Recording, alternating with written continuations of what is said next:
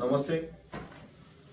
सर्वप्रथम मी मोरे साहेब आणि सोहेलभाई सय्यद व आपले सर्व पत्रकार बंधवांचे मी मनपूर्वक असे आभार व्यक्त करतो की नगरपालिकेमध्ये चालू असलेल्या घडामोडी या आपण आपल्या चॅनल मार्फत जुन्नर शहरातील सर्वसामान्य जनतेपर्यंत आपण आमचे म्हणणे, आमचं मत व नगरपालिकेमध्ये चाललेला सगळा प्रकार तुम्ही लोकांपर्यंत पोहोचवता, त्याबद्दल आपले आभार.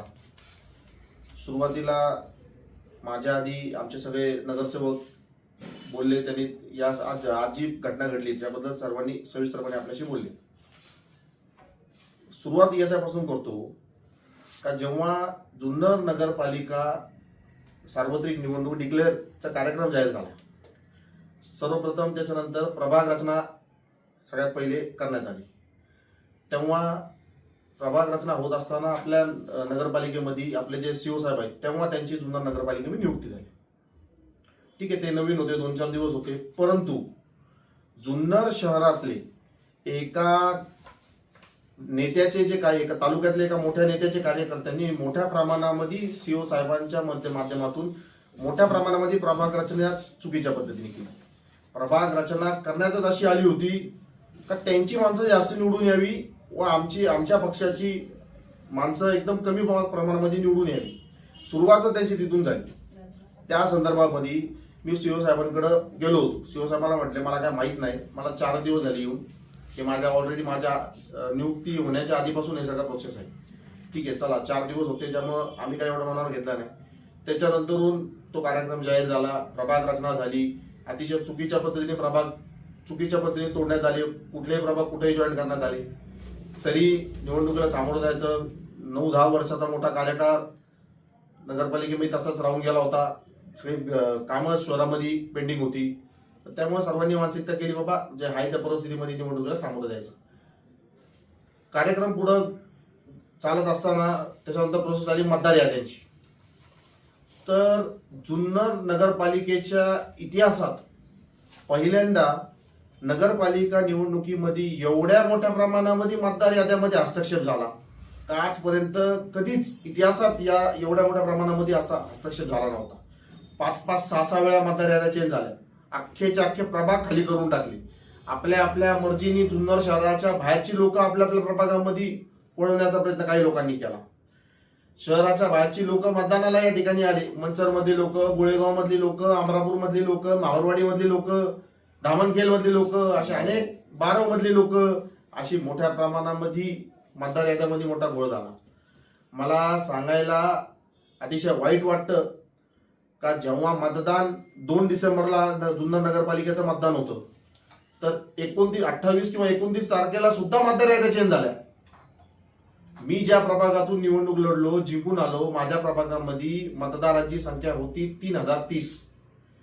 ती जेव्हा मतदानाच्या 2 दिवसापूर्वी अंतिम, म्हणजे ती पण यादी अंतिम नाही म्हणता येणार, ती यादी जेव्हा चेंज झाली, ज्याच्यावर आमचं मतदान झालं, त्याच्यामध्ये 3022 मतं, त्याच्यात सुद्धा 8 मतं माझी कमी करून त्या प्रभागात कमी करण्यात आली होती.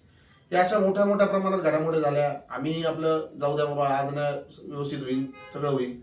निवडणूक झाली, जिंकून आलो, त्यांचे नगराध्यक्ष बसले, सत्ता बसली, आम्ही कमी संख्येमध्ये निवडून आलो. पण आम्ही किती कमी संख्येमध्ये निवडून जरी आलो तरी आम्ही एकजुटीने, एका ताकदीने, आम्ही सर्व एका विचाराने पुढे चालणारी लोक आहोत.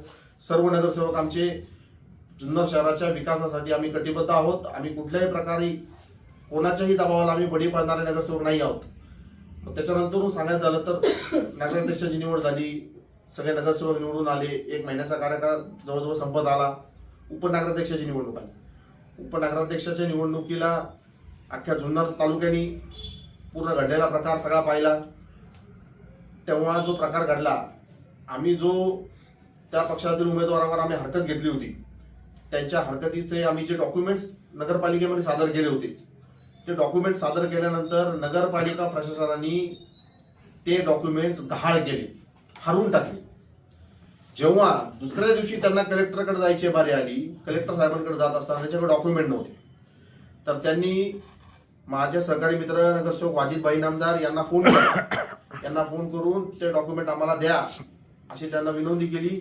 वाजिदभाई सकाळी 7:30 वाजता माझ्याकडे घरी आले.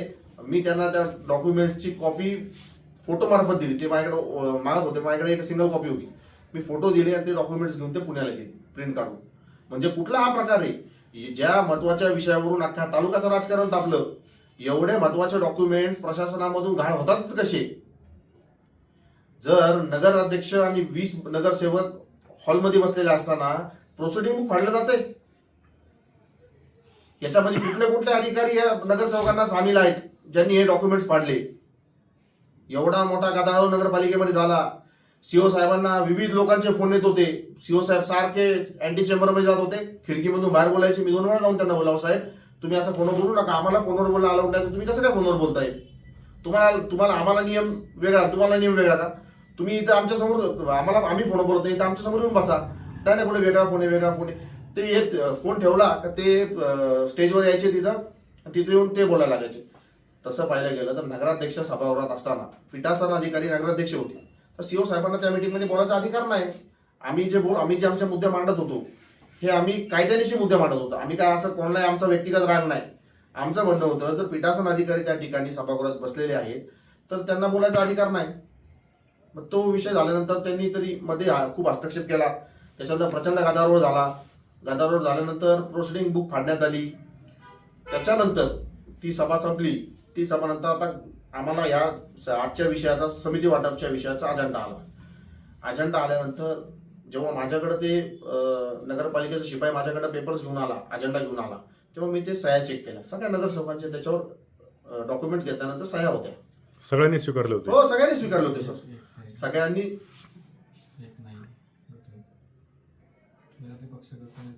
नाही, ते मला जे दिसलं ते मी सगळं पाहिलं. सगळ्यांच्या सह्या त्याच्यावरती होत्या. म्हणजे तो कलेक्टर साहेबांचा आदेश होता. कलेक्टर साहेबांचा आदेश जुन्नर शहरातील सर्व नगरसेवकांनी स्वीकारला. स्वीकारल्यानंतर आम्ही सगळ्यांनी मिटिंगला यायचं. सगळ्या नगरसेवकांनी त्या आदेशानुसार ठरवलं. मिटिंगला आल्यानंतर विरोधी पक्षातील जे नगरसेवक होते ते त्या मिटिंगला आले नाही. त्यांनी जिल्हाधिकारी साहेबांच्या आदेशाला केराची टोपली अक्षरशः दाखवली. आणि त्याच्यानंतर आता घडलेला जो प्रकार आहे, 15 मिनिटं कमीत कमी वाट तर पाहा ना, कोण येते कोण नाही.